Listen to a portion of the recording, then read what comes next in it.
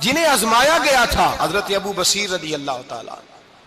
ہمیں تو تھوڑا سا جھٹکا لگ جائے نا مذہب کا، تھوڑا سا لوگ دین کی طرف آتے ہیں تو اس میں نا تھوڑی تکلیف ہے. صحیح بخاری کی حدیث، اس میں تکلیف ہے، سچ کہہ رہا ہوں، صحیح بخاری کی حدیث ہے. ایک صحابی نے کہا تو حضور میں آپ سے پیار کرتا ہوں. نبی پاک نے فرمایا اچھی طرح سوچ لے. سوڑیا نہیں پیار ہے. فرمایا چل پھر سوچ لے. حضور بڑا پیار. میں سوچ لے. کہا محبوبہ بڑا پیار ہے. نبی پاک نے فرمایا پھر تیاری کر لے.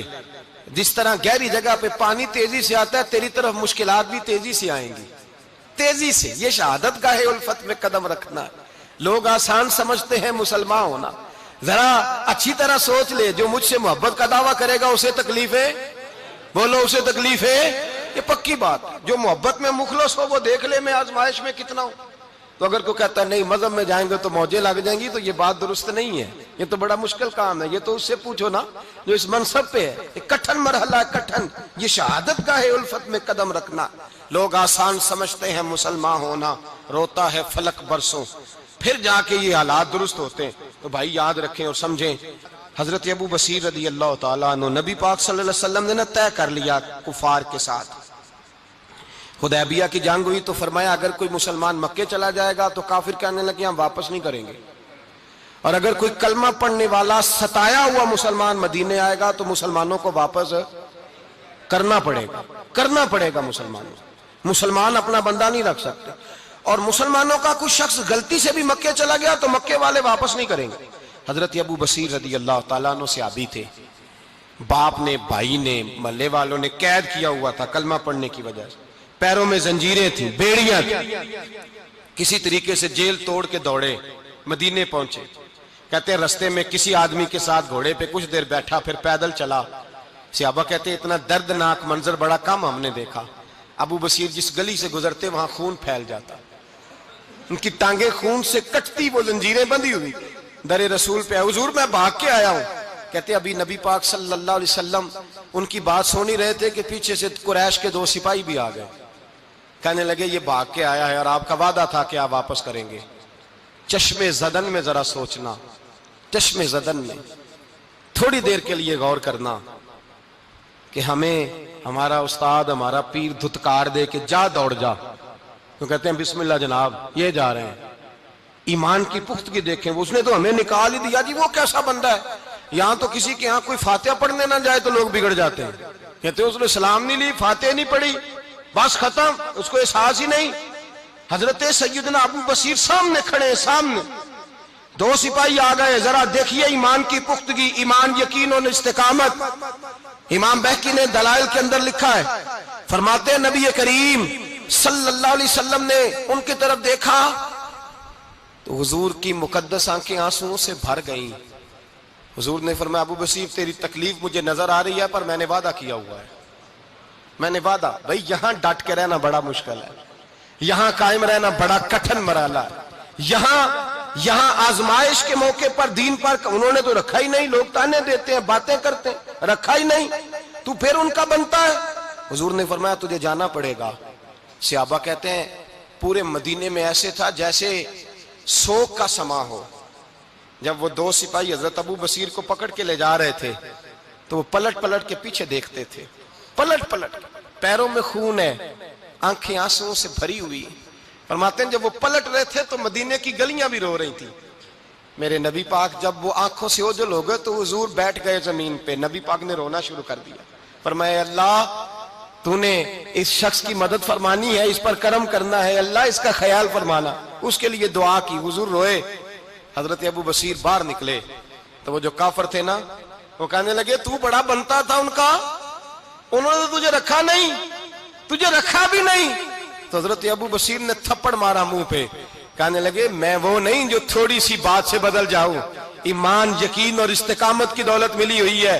آپ فرمانے لگے میرا تو ایمان اور پختہ ہو گیا ہے کہ میرا نبی اپنے وعدوں کا بڑا پابند ہے، میرا رسول اپنے وعدوں کا بڑا پابند ہے. حضرت ابو بصیر کہتے ہیں مدینے کی سرحد گزر گئی تو میں نے کھینچی تلوار ان میں سے ایک سپاہی، اب آؤ میرے مقابلے میں جس نے آنا.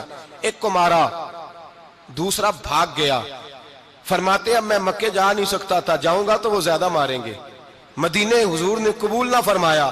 فرماتے ایک جنگل میں جا کے العیس نام کی ایک بستی تھی، وہاں ڈیرا لگا لیا، دریا کے کنارے، پانی پی لیتا، پتے کھا لیتا، تن تندور ہڈاں دا بالن تے اسی ہاواں نال تپایا، کپ کپ مکیاں پیڑے کیتے تے اتوں صبر پلیتھن لایا، تن دی ہانڈی تے من دا سالن اتے لون صبر دا پایا، غلام فریدا وے میں ساری تیری، غلام فریدا وے میں ساری تیری، تینوں اجے یقین نہیں آیا؟ فرماتے سالوں پتے کھائے، اب جو بھی وہاں سے تنگ ہوتا وہ میرے پاس آ کے پناہ لیتا، جس کو مکے والے مارتے میرے پاس آ کے کہتے ہیں، تانے دینے والے آ کے کہتے ہو تم کس طرح کے نوکر ہو، تمہیں تو انہوں نے رکھا ہی نہیں، ہم نے کہا چپ کر جا، وہ ہمارے آقا ہیں، وہ ہمارے آقا ہیں، رکھیں تب بھی ٹھیک ہے، نہ رکھیں اللہ اکبر، ایمان دیکھو، قوت دیکھو، جیڑیاں خسماں دی وچ رضا وسن بھاگ جاگ جاندے انہاں گولیاں دے تے میں گڈی ہتھ ڈور سجن دے، او جنج رکھے اونج رہنا ہے، واجب نہیں جے وچ شریعت مندہ خسم نو کہنا، فرمایا بس ٹھیک ہے، جس طرح حضور راضی ویسے ہی ہم راضی۔ حضرت ابو بصیر رضی اللہ تعالیٰ عنہ کے پاس 300 صحابہ کٹھے ہو گئے، 300۔ حضرت ابو بصیر جب مدینے کی سرحد سے گزر رہے تھے نا تو نبی پاک نے ایک آواز دی تھی، فرمایا ابو بصیر ایک وقت آئے گا کہ میرا پیغام تجھ تک پہنچے گا، ایک ٹائم آئے گا۔ حضرت ابو بصیر سے جب کوئی کہتا نا کہ زندہ کس بات پہ ہو تو فرمانے لگے مصطفیٰ کے فرمان پہ بڑا یقین ہے، بلاوا آئے گا، مجھے بلاوا، مجھے یقین ہے کہ مجھے بلاوا، بڑی امید ہے سرکار قدموں میں بلائیں گے، اور کرم کی جب نظر ہوگی مدینے، مجھے یقین ہے کہ مجھے بلاوا۔ حضرت ابو بصیر رضی اللہ تعالیٰ عنہ فرماتے ہیں کہ وقت گزرتا گیا، 300 لوگ کٹھے ہو گئے، جب کوئی مسلمانوں کا قافلہ مکے کے پاس سے گزرتا تو مکے والے لوٹ لیتے تھے، حضور نے بھی اجازت دی مدینے والوں کو، اگر ان کا قافلہ کوئی آئے تمہیں بھی حملے کی اجازت ہے، کفر کا مال مال غنیمت ہے۔ حضرت ابو بصیر کہتے ہیں جب بھی ہمارے قریب سے وہ رستہ تھا شام کی طرف جانے کا، جب بھی کافر گزرتے ہم ان کے قافلے پکڑ لیتے، لوٹتے، ہم بھی ان کو اس طرح کی سزا دیتے جو مسلمانوں کو دیتے تھے۔ فرماتے ان کا جینا محال ہو گیا، ہاتھ باندھ کے نبی پاک کی بارگاہ میں گئے، کہنے لگے یہ شرک ختم فرما دیں اور آپ ان کو بلا لیں، بلا لیں۔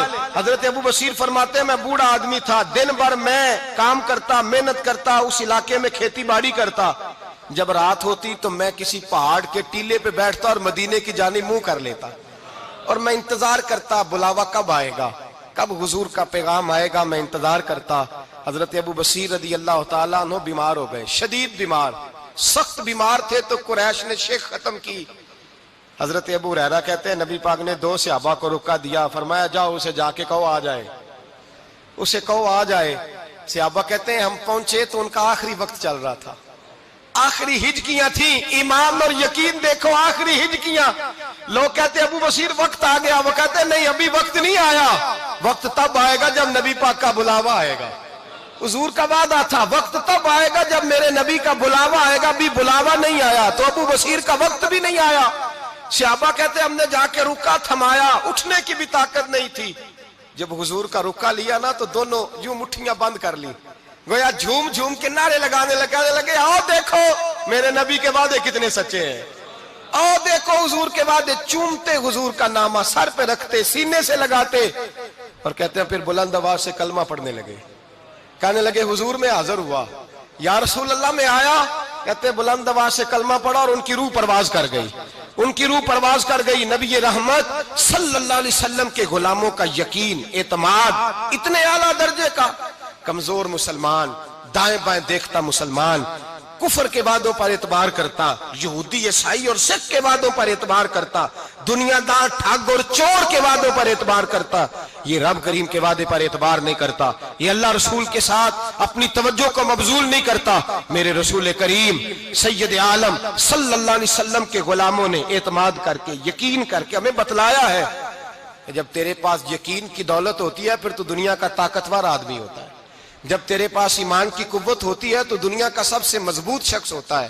اپنے آپ کو مضبوط کریں، اپنے اندر ایمان کی توانائی پیدا کریں، یہ جھوٹے وعدوں پر، جھوٹی تسلیوں پہ اپنے آپ کو زندہ نہ رکھیں، نہ دیکھیں دائیں بائیں کیا ہو رہا ہے، توجہ سیدھی اللہ رسول کی جانب رکھیں، مضبوط ایمان پیدا کریں، تگڑا، دانائی والا۔ ایک حدیث میں نے البدایہ میں پڑھی، اور جب روایت پڑھی نا تو پڑھ کے میں نے کتاب بند کر دی، میں نے کہا بس بھائی اب اس سے آگے کہاں جانا ہے کسی نے؟ یہ تو حد ہے، اس عنوان پر حد ہے۔ حضرت انس بن مالک حدیث کے راوی، میری طرف دیکھیے گا، حضرت انس بن مالک حدیث کے راوی ہیں، توجہ کرنا۔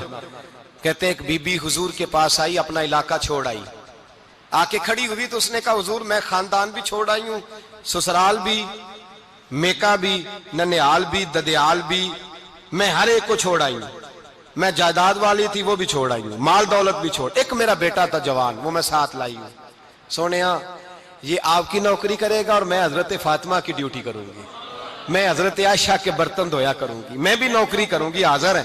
فرماتے ہیں رسول پاک نے بچہ اصحاب صفہ میں رکھ لیا، اصحاب صفہ میں، اور بی بی کو نبی پاک صلی اللہ علیہ وسلم نے عورتوں کے ساتھ متعین کیا۔ حضرت انس کہتے ہیں وہ نوجوان بڑا پیارا، بڑا میٹھا، بڑا دھیما، بڑا وفاشار، وہ سبق اچھی طرح یاد کرتا، وہ نماز دلچسپی سے پڑھتا، وہ حضور کی باتوں کو غور سے سنتا، وہ رسیلا، وہ سنجیدہ، وہ کم گو، وہ میٹھا، وہ پیارا۔ کہتے ہیں بڑی دل کشا طبیعت، اس کی مقناطیسی سی شخصیت، طبیعت کھنچی چلی جائے اس کی طرف، بڑا حسین و جمیل وہ نوجوان۔ اس ماں بیٹے کے تذکرے ہونے لگے کہ بڑی جائیدادیں چھوڑ کے آئے، بڑے مال والے، انہوں نے بڑی قربانی دی ہے، ہر رشتہ ناتا توڑ کے رب رسول سے یارانہ لگایا ہے، اللہ بڑا بے نیاز ہے۔ وہ بچہ بیمار ہو گیا، شدید علیل ہوا۔ حضرت انس بن مالک فرماتے ہیں ہم قریب جا کے بیٹھے تیمارداری کرنے تو اتنا علیل ہوا، اتنا علیل ہوا کہ اس کا وجود کانپنے لگا۔ کہتے ہیں کچھ ہی دیر گزری تو اس نے کلمہ پڑھا، روح پرواز کر گئی، روح پرواز کر گئی، سننا روح پرواز کر گئی۔ کہتے ہیں نبی پاک صلی اللہ علیہ وسلم کو بلایا، حضور آئے تو آنکھوں میں آنسو۔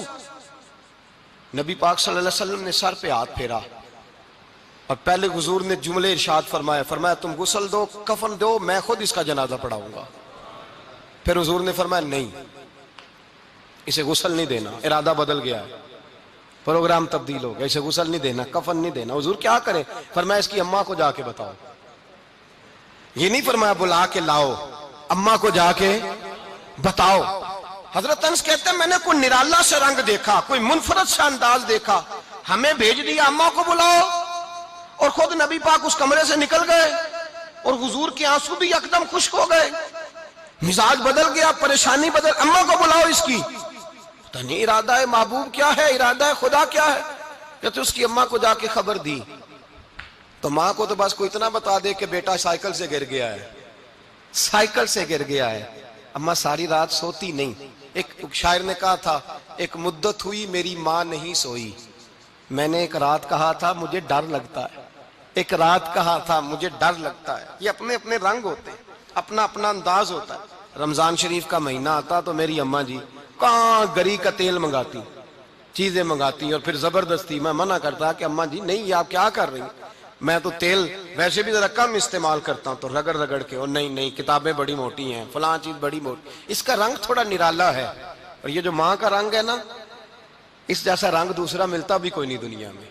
یہ اپنی مثال آپ ہی ہے۔ اماں کو کہا تیرا بیٹا، اماں ذرا دوڑی، گری، پھر اٹھی، پھر گری، پھر اٹھی، پھر گری، روتی ہوئی آئی۔ کہتے ہیں پیچھے وہ روئی، لیکن جب بیٹے کی میت کے قریب آئی تو اب نہیں روئی۔ کہتے ہیں ہمارے چہروں پہ نظر دے ڈالی اور کہنے لگی تمہارا کلاس فیلو فوت ہو گیا ہے، واقعی چلا گیا ہے؟ کہاں پردہ کر گیا، واقعی؟ کہاں؟ کہتے ہیں اماں نا زمین پہ بیٹھی، اور پہلے اس نے بیٹے کے پیر اٹھا کے چومے، پھر سینے پہ رکھے، پھر وہاں سے اٹھی اور ادھر آئی، سر سجدے میں رکھا اور دونوں ہاتھ اٹھا کے کہنے لگی اے اللہ میں دولت کے لیے ایمان نہیں لائی تھی، اے اللہ میں جائیدادوں کے لیے کلمہ نہیں پڑھا تھا، مولا میں تیری بارگاہ میں آئی تھی تو میں تیرے اور تیرے رسول کو مان کر آئی تھی، خدا بندہ میں نے میکے چھوڑ دیے، سسرال چھوڑ دیا، ننیال چھوڑ دیے، ددیال، وہ دشمن تھے سارے دین کے، چھوڑ کے آئی، میں نے آرزوؤں کا بڑا مکان بھی چھوڑا، خدا بندہ بیٹے نے جانا تھا، مجھے شکوہ کوئی نہیں، لیکن خدا بندہ اب میرے سارے کہیں گے تو نے کلمہ پڑھا تھا تو تیرا بیٹا ہی چلا گیا، اے اللہ کی اگر تو نے دل مسلم کی دل جوئی نہیں، تانا دیں گے بت کے مسلم کا خدا کوئی نہیں، اے اللہ میرا یقین کہتا ہے کہ اگر تو مارنے پہ قادر ہے تو تو زندگی دینے پہ بھی قادر ہے، خدا بندہ کافروں کو راضی نہ کر، وہ خوش ہو جائیں گے، وہ مجھ پہ تانے کسیں گے، پھپتیاں کسیں گے، اے عرش کے مالک رحمت کا دروازہ کھول، میں تیرے نبی کی بارگاہ ناز میں رہتی ہوں، نظر فرما۔ حضرت انس بن مالک فرماتے ہیں ایمان، یقین اور استقامت کے ساتھ اس بوڑھے نے جب دعا مانگی تو ہم نے مسجد نبوی کے صحن میں عجیب نظارہ دیکھا۔ ایک ماں نے دعا مانگی تو بیٹا اٹھ کے بیٹھ گیا، کہتے ہیں بیٹا اٹھ کے بیٹھ گیا، کلمہ پڑھ تو وہ اٹھ کے بیٹھا، ماں نے سینے سے لگایا اور ماں اور بیٹا نعرے لگانے لگے، لوگوں سنو، قرآن بھی سچا، اسلام بھی سچا، اللہ بھی سچا، یہ مسجد نبی سچوں کا گھر، اور سب سے بڑھ کے اللہ کا رسول سچا، اللہ کے رسول سچے، محبوب سچے، مسجد میں رہنے والوں میں سب سے بڑھ کر سچے، رسول کائنات صلی اللہ علیہ وسلم کا دین سچا۔ فرماتے ہیں رسول پاک کو خبر دی تو محبوب نے مسکرا کے فرمایا میرے رب کی طاقتیں بڑی زیادہ ہیں، ان اللہ علی کل شیء قدیر، اللہ کی طاقت بڑی ہے۔ ایمان تھا، یقین، استقامت، بچہ اٹھ کے بیٹھ گیا۔ حضرت انس کہتے ہیں وہ حضور کے زمانے میں بھی حیات رہا، وصال ظاہری کے بعد حضرت ابو بکر کے زمانے میں بھی موجود رہا، عمر کے زمانے میں بھی موجود، حضرت عثمان کے زمانے میں اس کی ماں کا انتقال ہوا، اس نے اماں کو دفن کیا اور ماں کے بڑے عرصے کے بعد اس نے پردہ کیا۔ جب ہم اس کی طرف دیکھتے تھے نا، دیکھتے اس کی طرف تھے پر ہمیں اس کی اماں کا ایمان یاد آ جاتا تھا، ہمیں یقین، او بھائی کبھی تو نے رب کریم کی بارگاہ میں سر سجدے میں رکھ کے مانگا ہی نہیں، تو کبھی آیا ہی نہیں، ورنہ اس کے دروازے سے کوئی خالی جا سکتا، سوال ہی نہیں پیدا ہوتا کوئی خالی جائے، کوئی جاتا ہی نہیں، وہ بھیجتا ہی نہیں، اس کا انداز ہی نہیں، اس کا یہ کریمانہ انداز ہی نہیں، وہ بھیجتا ہی نہیں، وہ تو نواز دیتا ہے۔ ایمان، یقین، استقامت اپنائیے، اوڑھیے، اپنی زندگی میں اللہ تبارک و تعالیٰ کے ساتھ جڑیے۔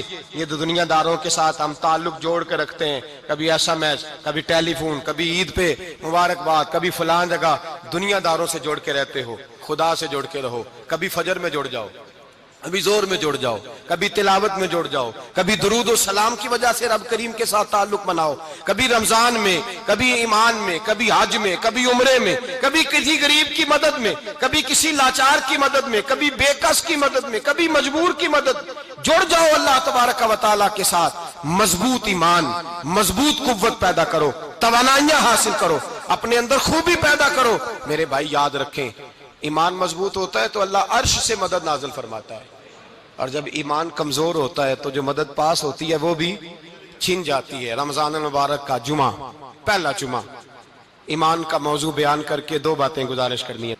ایک وعدہ کیا میرے نبی پاک نے، ذرا ایک تجربہ کریں تو صحیح، اس پر بھی ذرا تجربہ کریں، یہ 8 دن یہ نسخہ آزمائیں تو صحیح۔ رسول پاک نے فرمایا تو نماز پڑھ، تیرے نبی کا وعدہ ہے تیری روزی میں برکت ہو جائے گی، اس کو ذرا آزمائیں تو صحیح، آزمائیں تو صحیح۔ حضور نے فرمایا من صامت نجات، جو چپ کر گیا وہ نجات پا گیا۔ ذرا کچھ دن ایک ہفتہ زبان پہ پابندی تو لگائیں، بس خیر ہی بولیں، ذرا ایک ہفتہ اگلے جمعے تک ذرا دیکھیں تو صحیح، واقعی چپ کرنے سے سکون ملتا ہے، دیکھیں تو صحیح بھلا حضور کا یہ نسخہ آزمائیں تو صحیح۔ ایمان اور بھلا خاموش رہنے سے سکون ملتا ہے، طبیعت کو ڈھارس ہوتی ہے، اچھا سوچنے سے انسان کو سکون ملتا ہے۔ ہر آدمی کے بارے میں ایک ہفتہ ذرا اچھا سوچ کے تو دیکھیں، یہ تجربہ ذرا آزمائیں بھلا کیا ہوتا ہے۔ میرے بھائی اپنی زندگی میں رسول پاک صلی اللہ علیہ وسلم کی کہی ہوئی باتوں پہ عمل کریں، ایمان اور یقین کی دولت اپنائیں، پھر دیکھیں اللہ تبارک و تعالیٰ کتنا فضل کرتا ہے۔ آخر دعوانا ان الحمدللہ رب العالمین۔